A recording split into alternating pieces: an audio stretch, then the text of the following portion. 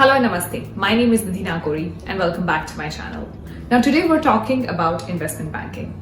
ये जो वर्ड है ना इन्वेस्टमेंट बैंकिंग, जो पूरा फ्रेज है, ये मुझे बहुत एक्साइट करता था जब मैं सीए कर रही थी।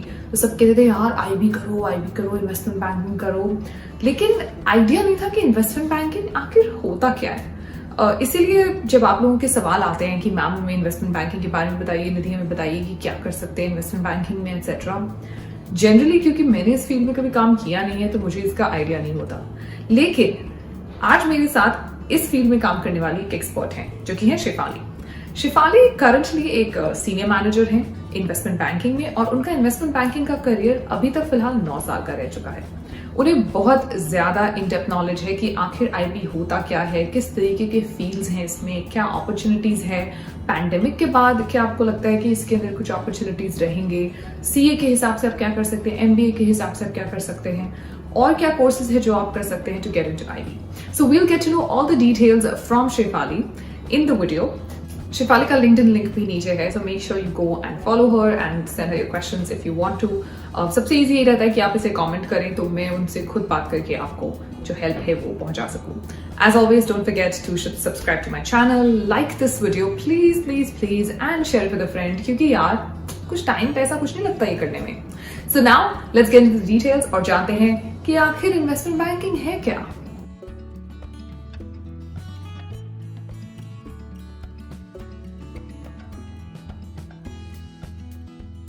When I was a student myself, I really wanted to get into IB only because it is the most glamorous field in finance. So when I wanted to do a video on investment banking, I knew I had to go to someone like Shefali to really understand what is investment banking, how do we get into it, and क्या है ये दुनिया IB की और इतना glamorous कैसे है. So first of all, thank you so much for taking out time today, Shefali. Really appreciate it. Good to have you. Good to be here. Thank you so much. Alright, so let's एकदम इसको जल्दी से start करते हैं. Let's introduce you first. Okay. I am 32 years old from India. Presently working and living in Gurgaon. I am working in a family office which is primarily into private investments in the venture capital field. My formative years have been in the field of iBanking. I've spent close to 7 to 8 years in iBanking. Starting my career in 2012 with UBS, followed by a brief stint in investments with a family office again, which was based out of Singapore, and then getting back into iBanking again in 2016, wherein I stayed there for a longer time, for close to 4 years, and then jumping again into the VC industry, which is the it thing now. So yes, I've been in the industry for the past 9 years, enjoyed every bit of it, faced challenges, but yes, who doesn't, right? So that's about me. What really is investment banking? Because maximum लोग तो बस करना चाहते हैं, they don't know what it is. Right. So see, iBanking is primarily it's a bank or a financial organization which helps corporates in their financial requirements. Be it capital raising, be it your let's suppose you want to acquire something, acquire a company inorganically, or you want to raise capital through debt markets. So I would list it in A, debt syndication, equity capital markets, B, mergers and acquisition, and D would be advisory services. So advisory services would be, let's suppose you want to do a business plan, you want to do a proper inquiry into a prospective takeover or an acquisition, or you want to buy back your shares. So that encompasses your normal advisory services. When I talk about debt syndication, it means raising debt through corporate bonds, through banks, through other financial institutions, through international markets. If I talk about equity capital markets, it would be through your IPOs, where iBankers play the most important role in underwriting your IPOs, followed by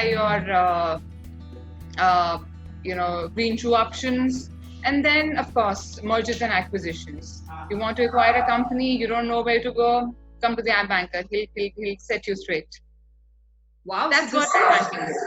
This is very diverse. It's not just one thing there. No, Hmm. And so, how did you start off in this field? This seems like a very diverse field to begin with. Didn't you feel lost, and how did you actually start off? No, while pursuing my graduation and I was preparing for my masters. That was the time of 2008, and many banks were going belly up, right?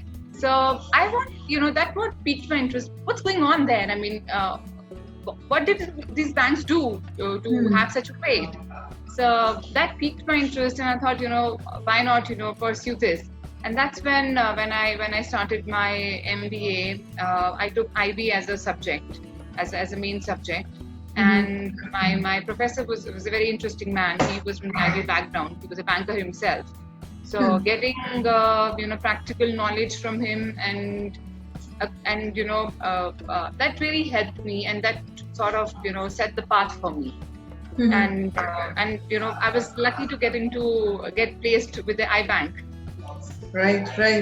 And so I'm sure. So how did you know back in 2008 that with everything that was going on, that this is going to remain relevant? I think IB as a field, it was in deep trouble back then. Banks were getting closed. Students were not getting placed. But yes, I think we always knew that was in the interim. I mean, things would come back. I mean, depression and it's a cycle, business cycle. Things would come back again. Everything would be hunky dory. So I think choosing that, irrespective of what was going around, was never a problem, because I knew. I think in terms of stress, iBankers have become more relevant because companies don't know where to go, what to do. Yeah, agree. All of a sudden, everything is in a mess. So I think they become more relevant. Kind of expertise that they have in terms of problem solving or challenges that corporates face, iBank has become very relevant. So I think irrespective of any pandemic or any crisis, iBankers are always there. Doing a BCom, and then you straight up went to a prestigious B school. How much do you think that helped with your understanding of IB or your career in IB overall? Right. If I'm giving a chance to go back and rectify something, I would not suggest people to directly go for MBA right after you graduate. I think I've been now, given a chance, I would always go for, having experience as an analyst for a year or two, and then doing my MBA, and then setting my career in iBanking or investments. I think that would be the right approach. So that's something which I would suggest people, have sort of experience as an analyst, because you learn a lot working on pitch books, models, getting into those meetings, just observing what the partners discuss, what the clients, have to say. I mean, that's a great learning. So, I think that sort of, helps you grow. If you in spite of, instead of going directly, I think having an experience and then going for an MBA really helps. I think the content that MBA offers is easily absorbed if you have that experience back in you. That is a great advice. And I do think that, a lot of us when we are young, we're in the rush to do things. I at least was. So that's a great advice to maybe take it slowly. But do you think that if you're a BCom graduate, or if you're just a graduate like BB or anything, do you think that you'll at least get a position to start off and get some experience in, or do you think that something else is always required? No, I think if you're from a good college, there are companies and iBanks which need analysts for interns or for a very interim basis, like 6 to 9 months, or even not 9 months, they can stretch it up to 1 or 2 years. I mean, opportunities are always there. So you've also done CFA, and so level 2. Okay, level 2. So I want to understand this. most people are confused between MBA and CFA. Now, as somebody who's done both, I need to know, would you recommend both? What is really the difference between the two? I know one is a university based and one is a distance learning. And then do you think that anybody who's pursuing IB should do both, should do either of these? Like, how should they structure their career? I think the first thing which I would point here is CFA is universal, right? So if you are pursuing a career probably outside India, having a CFA degree or a charter on your CV would really help. And the content and the course is very broad in CFA. It's really broad. It encompasses your portfolio management. It encompasses your valuation, alternative investments. It is just not related to an IB career, but a lot more. So having that on your CV really helps. And I think perhaps you might want to do your CFA a year or two later after you do your MBA. It just sort of helps you stay relevant and sort of helps you in a lot of more learning, I would say. Yeah. And then a lot of people, of course, they pursue CFA, just CFA. They don't really do MBA. Yes. And do you think that's fine? MBA, brings in you that it really polishes you. I think MBA is all about your communication skills, your presentation skills, along with, of course, your majors, what you do. But having being presentable, being able to communicate well, I mean, that's a good in iBanker. That's what is really sought after. What do you think is the future of IB in India and the career prospects? We have the top most world global iBanks in India, right from EY, PwC, we have Deloitte, we have Citibank, we have Standard Charter. And with a lot of globalization happening, with a lot of intermingling of economies, iBank has become all the more relevant. I mean, you quickly get on a call with another iBanker from another country, and you understand what the client wants and what the client has to offer on the other side. So, and in terms of opportunities, I mean, after you graduate, you get on as an analyst, you stay there for another 2 to 3 years, and go for an MBA. In many times, these big iBanks, they sponsor the MBAs for these analysts. So you get the chance to be in the top Ivy League colleges, and getting sponsored by a company is great. And then again, come back as an associate, slog off and be a VP, and then you get right path to either investments or an iBanking career.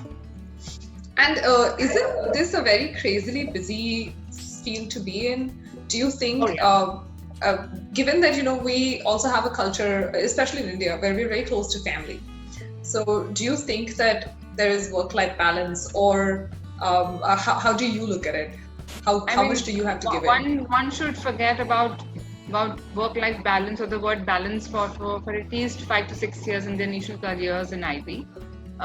You have to slog. I mean, you would be given a pitch at 7 in the evening, and a partner or director would want the entire pitch to be made or at his doorstep at 8 in the morning. So yes. So that's the sort of work and that dedication that this profession demands. Okay. How do you think IB is, I know we've touched upon this, but how do you think investment banking is contributing to the growth of the world, especially after the post-pandemic? Because now everything is so different. Every day is like new.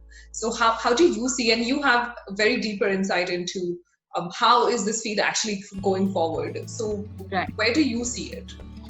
So this is something, these circumstances are something which is just new to everyone. I mean, we've never faced something as grave, as absurd as this, and everybody is taken off guard. Nobody knows, in the initial, first quarter, nobody knew, what they were supposed to do, and everything and everybody was blank, and they were just sitting and waiting for somebody to take a first step. I think the situation has been the same, with a slight improvement, I would say. Since the economies have started opening up, businesses have opened up. Still, I would say liquidity is still dry. There is demand, but nobody is willing to lend or give you capital.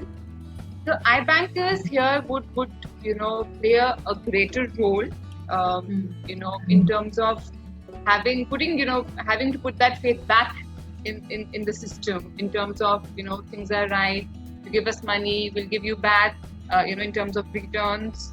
So I think iBankers have faced a lot of challenge.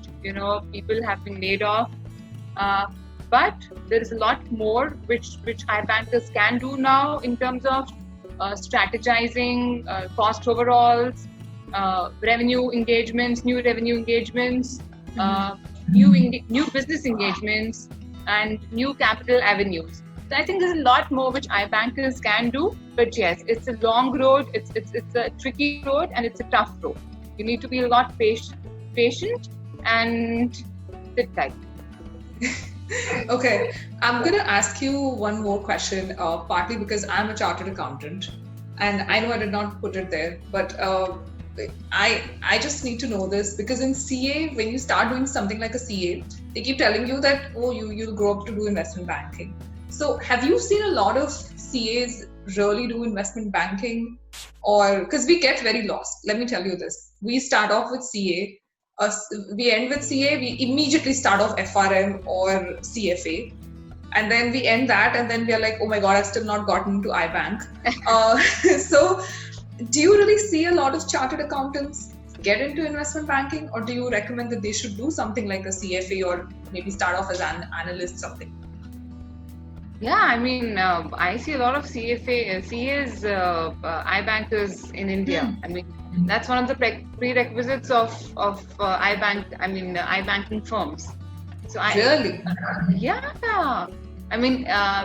I think as compared to MBAs, CAs are more preferred, because I think CAs have that number crunching ability more as compared to the MBAs, right? So because of that, they have an upper hand when compared to MBAs. But yes, MBAs, like I said, they're preferred because of their presentation and communication skills. Yeah. Right? Yeah. And yes, having a CFA along with a CA or an MBA works really well. Like I told you, CFA is really broad. You want to get into equity capital markets, you want to get into portfolio management, you want to do just valuation. You just get that certificate and you right on the job. Because I initially thought that investment banking is banks investing in markets. That is literally what I thought.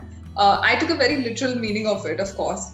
And then I realized that I did not know M&A is investment banking, for example. I don't think that's just things that we know in general.